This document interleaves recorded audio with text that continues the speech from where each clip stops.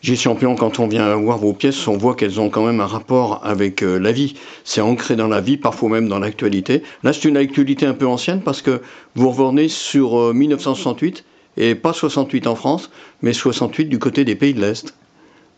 Alors, mon point de départ, il y a très longtemps que je voulais écrire quelque chose sur 68, que j'ai vécu un peu par ricochet, parce que j'avais à peine 15 ans. Et j'arrivais pas à trouver un point de départ qui sorte un peu de tout ce qu'on raconte éternellement sur 68, etc., etc. Donc, je me suis souvenu qu'en août 68, j'avais réagi très, très, très, très, très fort contre l'invasion des pactes de Varsovie, contre le printemps de Prague.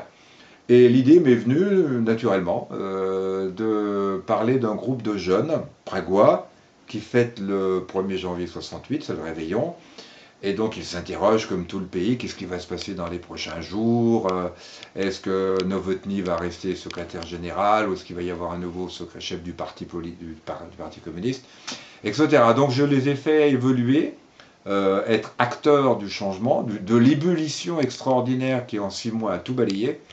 Et parce que je suis aussi un amoureux de la musique pop, hein, c'est ma musique de ma génération, j'ai imaginé qu'il y en a un qui travaille à la radio et qui enregistre clandestinement les musiques pop, qui Oui, était Radio Free interdite. Europe, hein.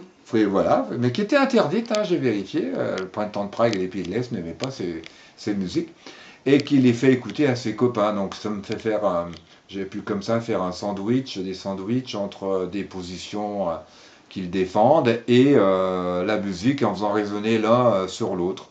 Et ça s'appelle Prague, 1968. Est-ce qu'on peut dire que c'est un spectacle engagé, c'est-à-dire antidogmatique? Étant anti-stalinien par essence, c'est forcément un spectacle très engagé pour la liberté. La liberté totale. Et j'ai écrit les scènes en me référant à ce que j'ai pu voir à l'INA ou ailleurs, où ils annoncent la fin de la censure. Ça nous paraît extraordinaire qu'on puisse annoncer la fin de la censure. Aujourd'hui, il y a une censure, mais elle existe, elle est discrète, elle est économique, il ne vous viendrait pas à l'idée de dire il y a une censure. Et ben donc, quand vous vous libérez de la censure, c'est quelque chose d'extraordinaire.